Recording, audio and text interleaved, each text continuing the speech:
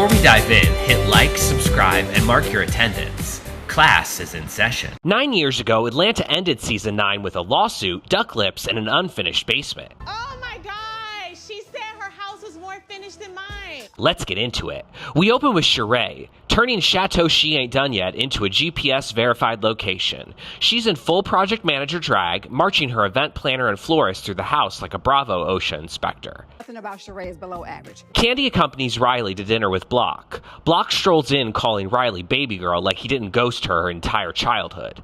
They order, and Kandi keeps the small talk alive before bailing to the bathroom and leaving them alone like it's a trust exercise. Block tries to rewrite history, but Riley's face says it all. Kandi comes back, and he hits her with the classic deadbeat defense. It's brainwashed. Riley snaps upright. He's the adult. I was a child. It's not brainwashed. He's no one had to tell me. It's obvious. He scrambles into an apology like it's a group chat argument and not 14 years of absence. Kandi's confessional is clear. The ball is in his very slippery court.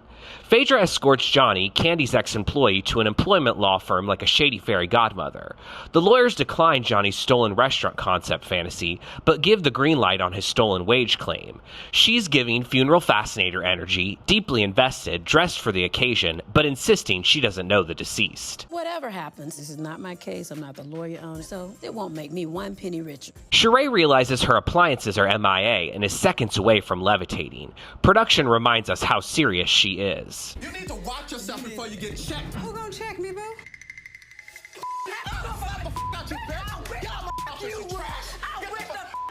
The solution? Slap doors over every gap and pray no one wiggles a handle. God laughs. Kandi's getting ready for the masquerade. I think there are some people in this group who they should be used to this because they hide behind masks every day. Don Juan calls her about Johnny's lawsuit hitting the blogs. Todd jokes she's officially a mogul, but Kandi's not laughing. This feels like revenge with Phaedra's watermark in the corner. Geppetto, she got all these Pinocchios around here. You know what I'm saying? Portia, Johnny. Reunion foreshadowing, hiding in plain sight. Night falls and Chateau Shereé turns into a Bravo screensaver. Portia and Todd too arrive, followed by Cynthia with Mal, then Todd and Kandi. Cynthia spills to Portia that Apollo's girlfriend showed up to the old lady gang tasting. Cynthia doesn't want to be the new bone collector, but with Shereé hosting, somebody's got to do it. Shereé descends, giving divorced dynasty villain with good lighting. Kandi's gracious about the decor, but less gracious about Portia's attempt at a hug. Bitch, why are you trying to hug me? We are not cool like that, okay? Give me 50 feet. Phaedra and Dwight arrive, and Portia drags Phaedra to the kitchen. Portia tells Phaedra about Apollo's girlfriend at Old Lady Gang. I'm to the point now about ready to knock the bitch head off, but this just went too far. The guests continue rolling in. Lisa Wu pops up, and Shereé calls her a fun drunk. Then the Chaos agents clock in. First, Kim with her favorite accessory, Croy, an emotional support Uber. I am so glad that Kim was able to find a babysitter to watch all them kids so she can attend my housewarming tonight. Then Kenya serving leg and delusion. She's invited to celebrate, but secretly here for a surprise inspection. I can't quite understand how it's finished, considering I just saw vendor trucks there this morning. She asks for the bathroom and wanders with Kandi to find it. Nobody is posted at the stairs, so they go down. Kenya screams like she found a body. Oh my God! She said her house was more finished than mine. Kandi tries to play it down, but Kenya is already drafting Instagram captions. A staffer rushes in and hustles them back upstairs. Someone tattles to Shereé, and Kenya owns up to it.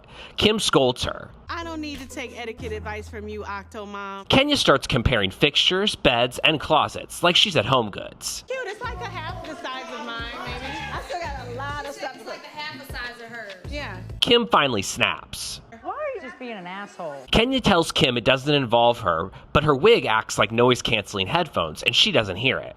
Kenya goes straight for the W-2. Your husband doesn't have a job right now, so worry about that. Kim steps up like a suburban goblin with a fresh spray tan. You want to have a baby, you can't. You want to have a man, you don't. Kenya doesn't flinch. No, I'm not a duck like your lips.